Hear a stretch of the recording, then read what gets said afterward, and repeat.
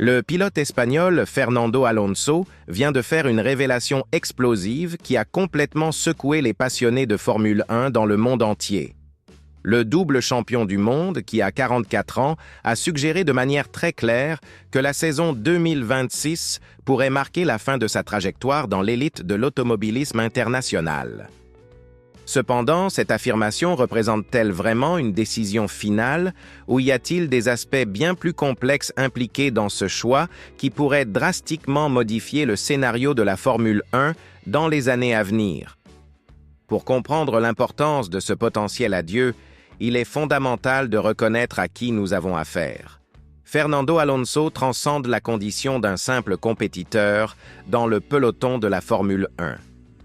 Il représente littéralement le pilote avec le plus grand bagage d'expérience dans l'histoire de la discipline, totalisant 421 participations depuis ses débuts en 2001 avec Minardi.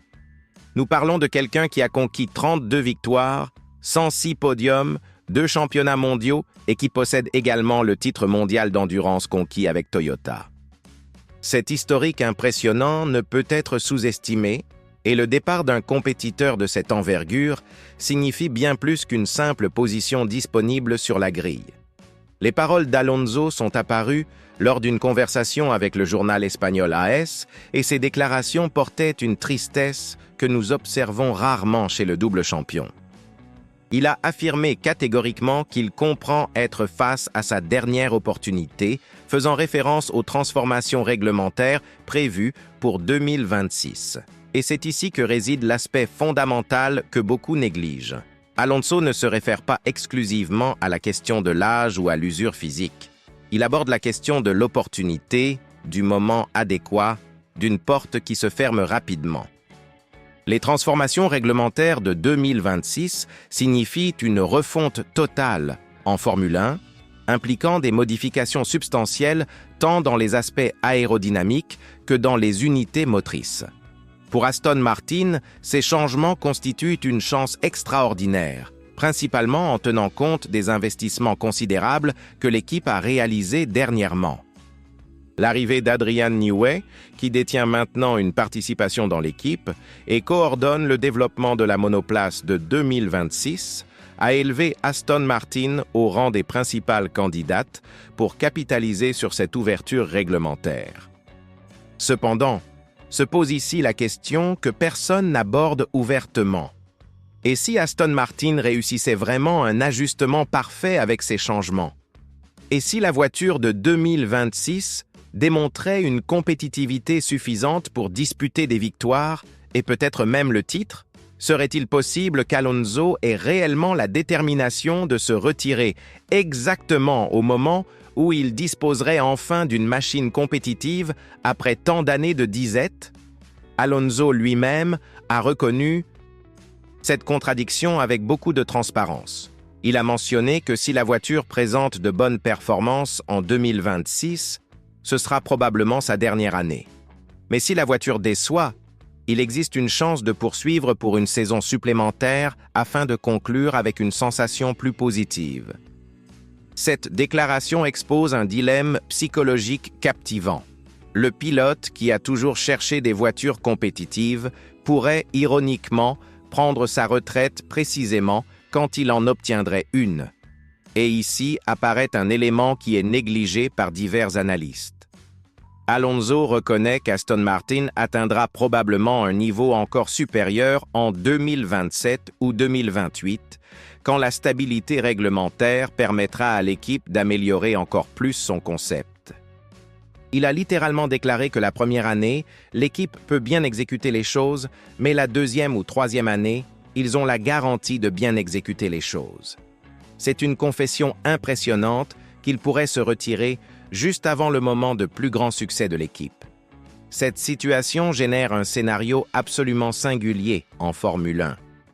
Si Alonso prend vraiment sa retraite après 2026, qui assumera ce cockpit chez Aston Martin? Et ici, les conjectures deviennent réellement fascinantes. Max Verstappen est mentionné comme une possibilité, ce qui ferait totalement sens considérant sa connexion avec Adrian Newey et avec Honda, qui fournira les propulseurs à Aston Martin. Le quadruple champion néerlandais a un contrat avec Red Bull jusqu'en 2028. Mais les contrats en Formule 1 contiennent toujours des clauses de résiliation, et si Aston Martin réussit réellement à produire une voiture dominante, il serait difficile pour n'importe quel pilote de résister à cette tentation. Imaginez l'ironie. Verstappen abandonnant Red Bull précisément quand Aston Martin devient la nouvelle puissance dominante de la catégorie. Mais il existe un autre aspect qui doit être pondéré. Alonso, à 44 ans, maintient encore un niveau technique exceptionnel. Ses saisons 2023 et 2024 chez Aston Martin ont démontré qu'il reste l'un des pilotes les plus rapides et les plus astucieux de la grille.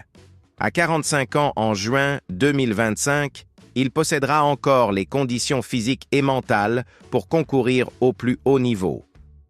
La question n'est pas l'habileté, c'est la motivation et l'opportunité. La grande tragédie sportive de Fernando Alonso a toujours été d'être au bon endroit au mauvais moment, ou au mauvais endroit au bon moment. Son départ de Ferrari en 2014, précisément quand Mercedes a initié son ère de suprématie. Sa sortie de McLaren en 2018, quand l'équipe était encore à des années de retrouver sa compétitivité. Et maintenant, potentiellement, sa retraite d'Aston Martin, précisément quand l'équipe pourrait être prête à dominer. D'un point de vue émotionnel, il est impossible de ne pas ressentir une sensation de mélancolie en imaginant Alonso se retirant sans réussir à ajouter un 3e titre mondial à son palmarès. Il est largement reconnu comme l'un des plus grands pilotes de l'histoire de la Formule 1, mais le fait de posséder seulement 2 titres mondiaux sera toujours une marque dans son héritage, non par sa responsabilité, mais par les circonstances et le moment. La déclaration d'Alonso révèle également quelque chose de très humain et émouvant. Il confesse qu'il n'a pas une vision claire sur l'avenir, que cela dépend de comment il se sentira physiquement et mentalement la saison prochaine. C'est l'aveu d'un pilote qui est brutalement sincère avec lui-même concernant ses limitations et le temps qui lui reste. Il n'est pas simple pour un compétiteur du calibre d'Alonso d'accepter que l'horloge court contre lui. Si 2026 représente réellement la dernière année de Fernando Alonso en Formule 1, ce sera la clôture d'une époque. Il est le dernier pilote actif de la génération qui a affronté Michael Schumacher dans ses dernières saisons, qui a vécu la transition vers l'ère hybride, qui a assisté à l'ascension et au déclin de différentes réglementations et qui a été témoin de pratiquement 2 décennies d'évolution de la catégorie. La Formule 1 sans Fernando Alonso sera une catégorie distincte, plus jeune, peut-être plus prévisible. Alonso a toujours été le pilote capable d'extraire des performances impossibles de voitures moyennes, de surprendre quand personne ne s'y attendait, de créer des moments magiques même dans des circonstances adverses. Ce type de pilote devient de plus en plus rare dans l'ère moderne de la catégorie. Ce qui rend cette situation encore plus dramatique est qu'Alonso pourrait vivre ses derniers moments de pertinence maximale en Formule 1, précisément quand Aston Martin construit quelque chose de spécial. Adrian Newey n'est pas arrivé dans l'équipe pour faire des voitures moyennes. Il est venu pour créer des machines gagnantes, et s'il y parvient, Fernando Alonso pourrait enfin avoir l'opportunité qu'il a toujours méritée. Reste à savoir si la fierté et la détermination qui ont toujours caractérisé Fernando Alonso seront suffisantes pour le faire continuer même après 2026, au cas où Aston Martin livrerait réellement une voiture compétitive. Ou si l'honnêteté brutale d'un pilote mature prévaudra, et s'il choisira de sortir à son apogée, laissant derrière lui toute chance d'ajouter plus de chapitres glorieux à sa carrière. Qu'en pensez-vous? Alonso devrait-il continuer si Aston Martin réussit vraiment, ou la retraite en 2026 serait-elle la fin parfaite pour une carrière légendaire? Laissez dans les commentaires quelle serait votre décision à sa place.